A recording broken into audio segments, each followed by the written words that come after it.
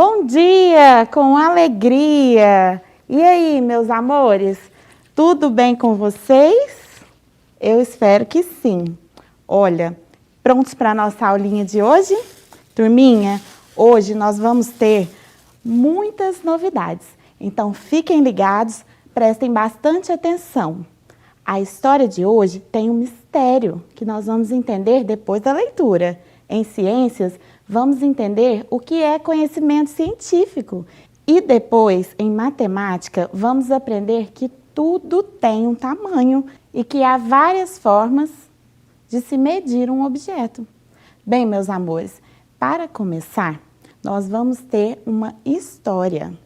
Hoje, nós vamos conhecer um livro muito legal, que se chama O Menino que Aprendeu a Ver, escrito por Ruth Rocha. Será que essa história é de um menino cego, um menino que aprendeu a ver? Vamos descobrir este mistério? Agora, prestem bastante atenção na leitura.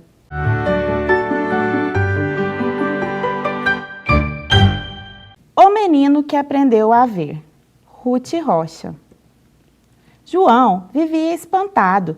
Que mundo mais engraçado! Quanta coisa que há no mundo! Há coisas que a gente entende e há coisas que a gente não entende.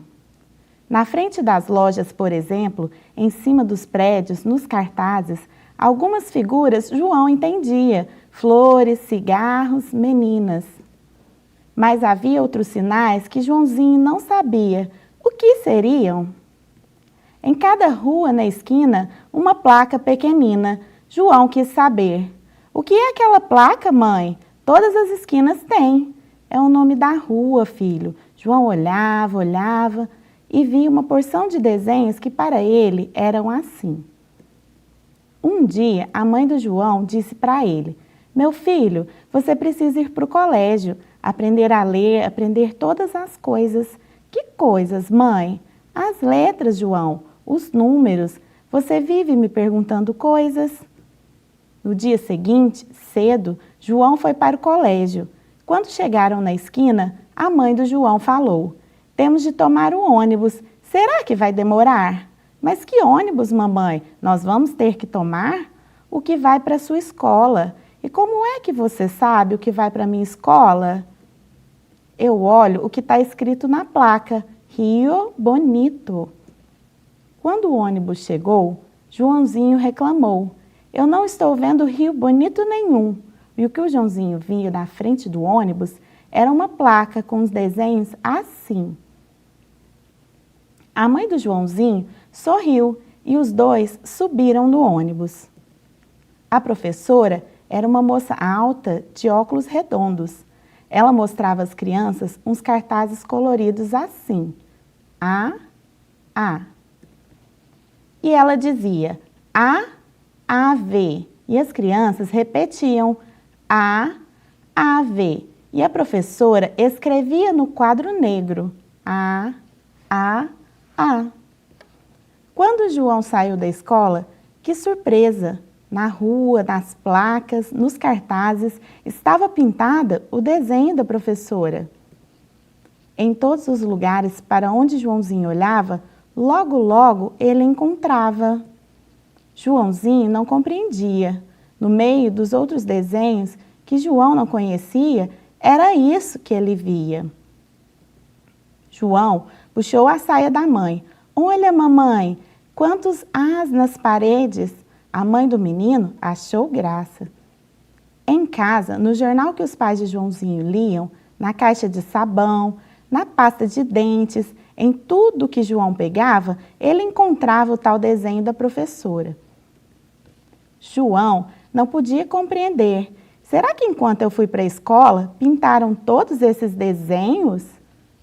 No dia seguinte, aconteceu de novo. João foi à escola. A professora, dessa vez, mostrou outros cartazes. Havia um assim, D. A professora dizia D. As crianças repetiam D. E a professora ensinava D de doce, D de dado, D de dedo, D de dourado. As crianças repetiam. E quando João saiu da escola, já começou a procurar as placas. E lá estava, no meio dos outros desenhos, o desenho da professora. Quando João chegou em casa, foi logo falar com o pai. Papai, o que está acontecendo? Cada vez que eu vou para a escola, pintam nas placas, nos livros, nos pacotes, nas paredes, as letras que eu estou aprendendo. O pai do João explicou. É que você está aprendendo a ver, João.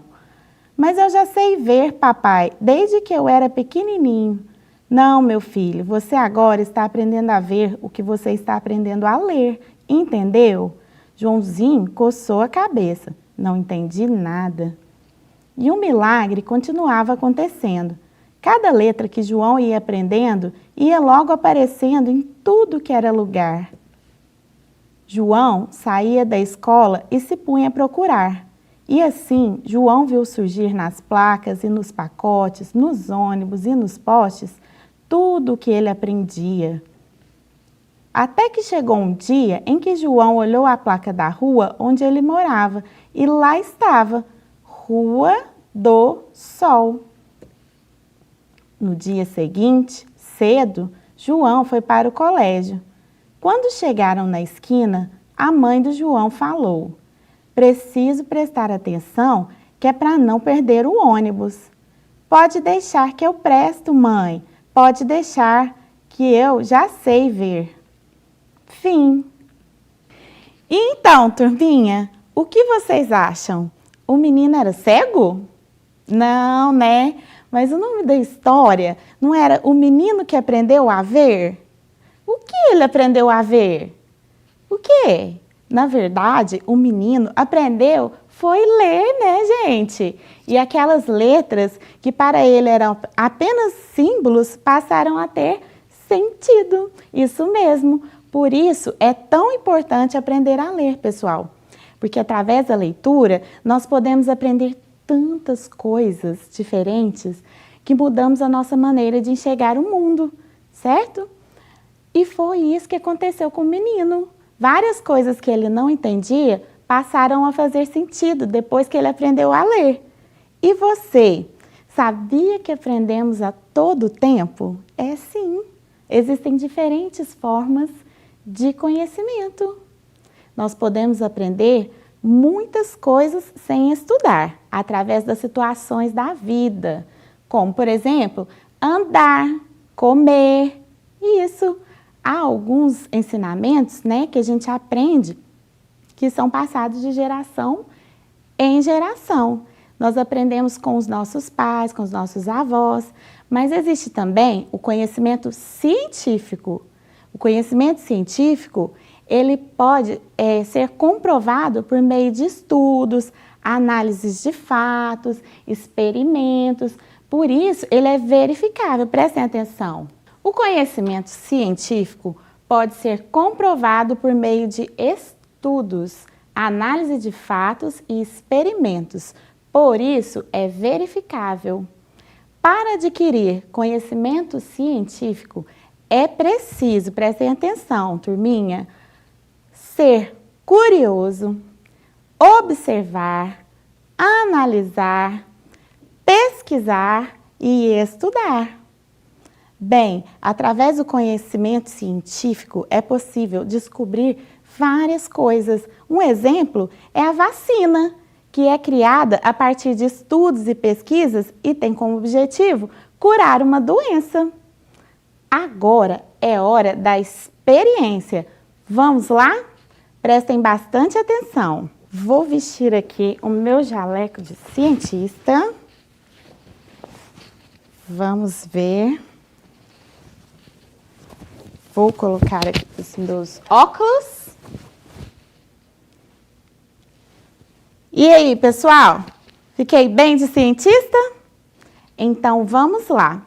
Para a realização dessa atividade, serão necessários um copo com água, certo? Pedaços de um papel mais firme, pode ser cartolina, no meu caso aqui eu trouxe o papel cartão, ok? é poucos centímetros maior do que o diâmetro do copo. Tudo bem?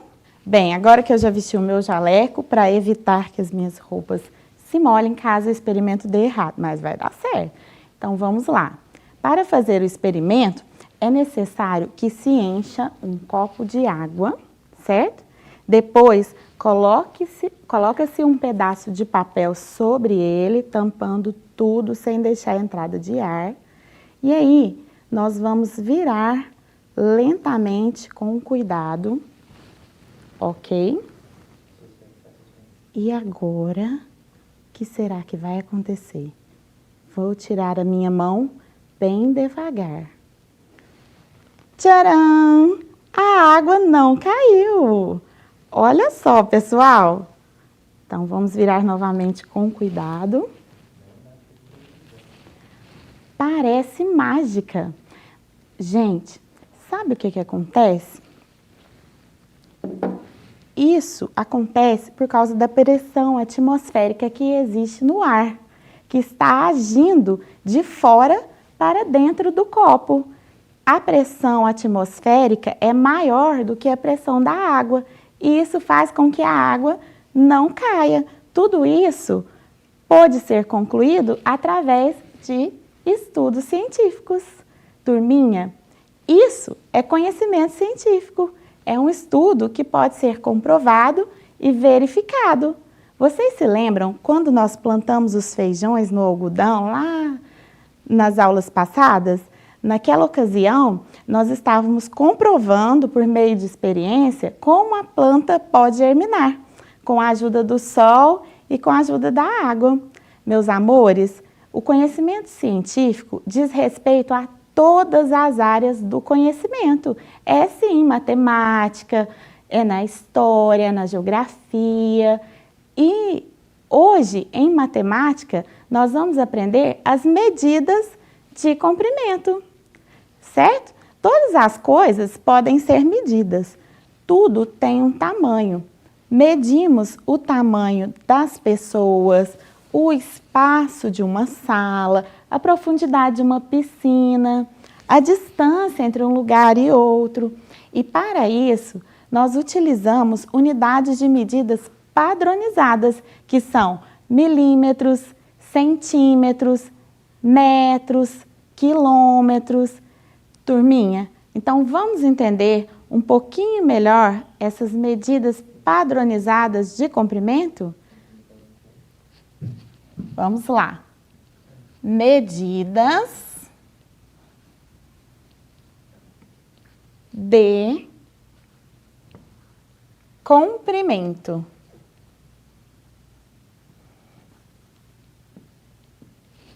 Então, temos milímetros, milímetros, tem acento aqui, certo? Nós também utilizamos bastante os centímetros,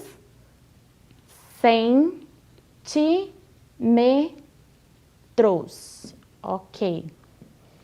Nós ainda utilizamos muito o metro e também o quilômetro.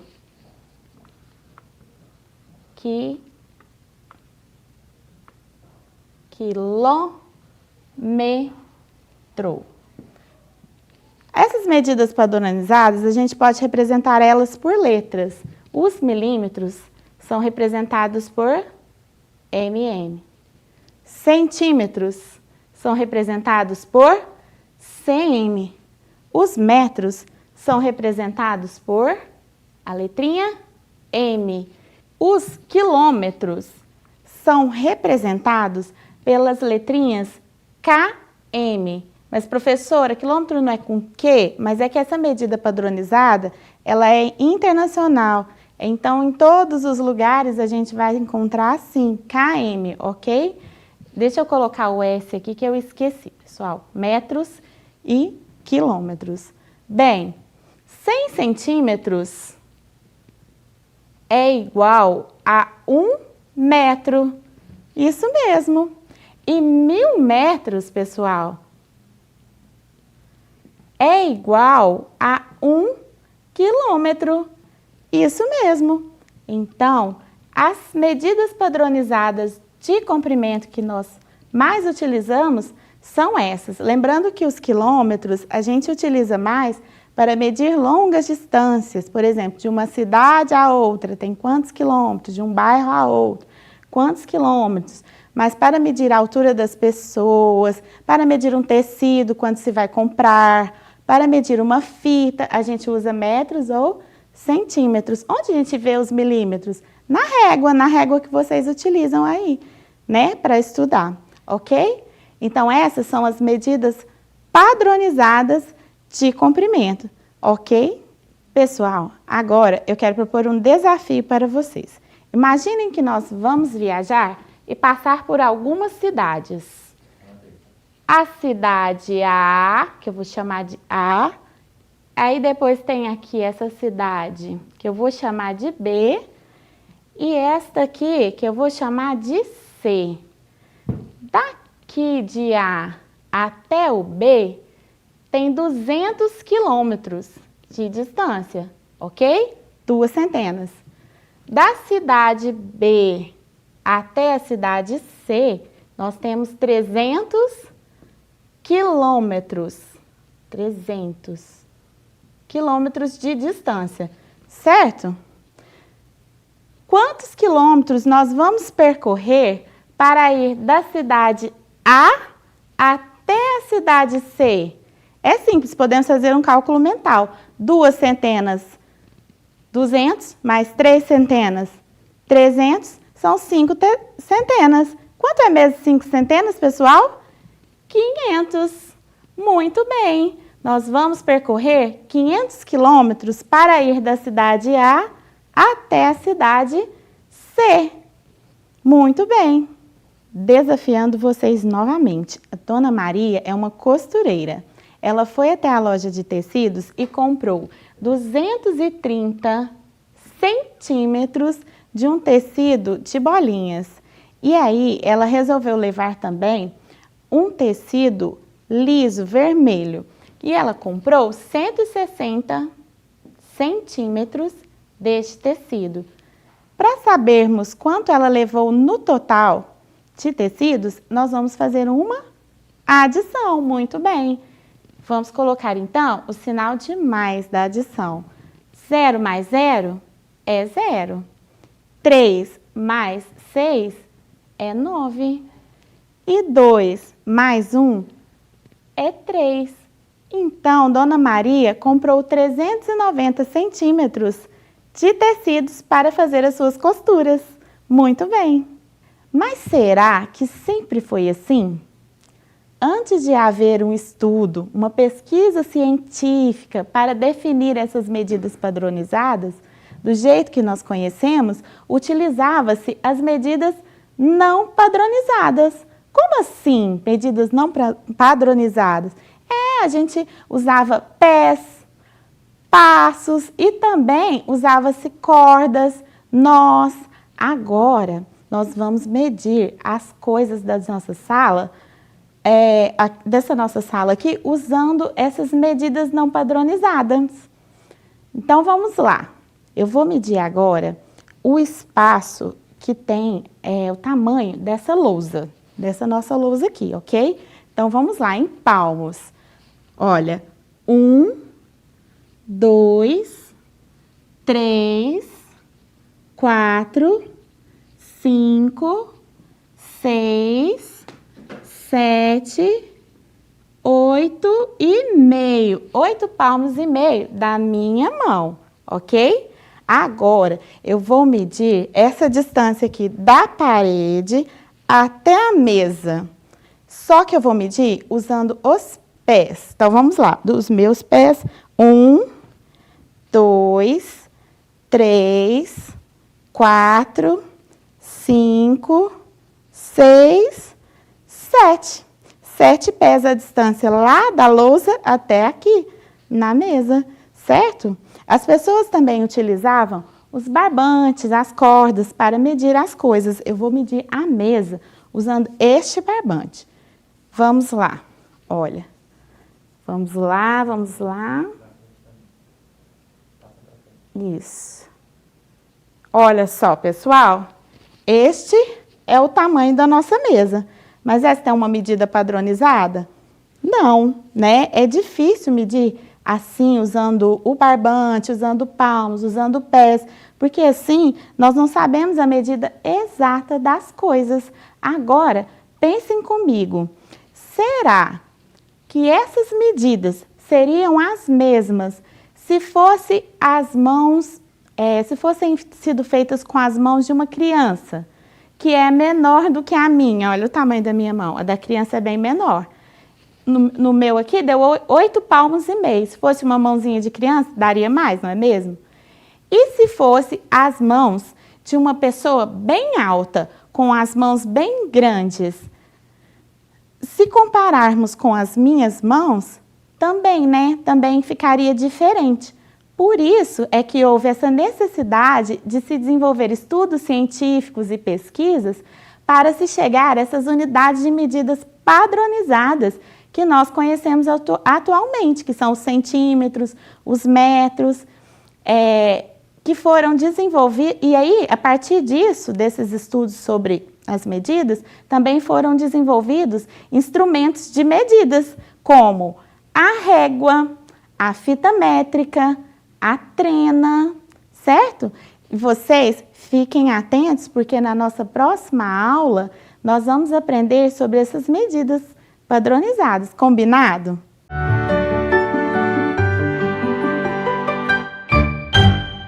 Amiguinhos, a nossa aula de hoje está terminando.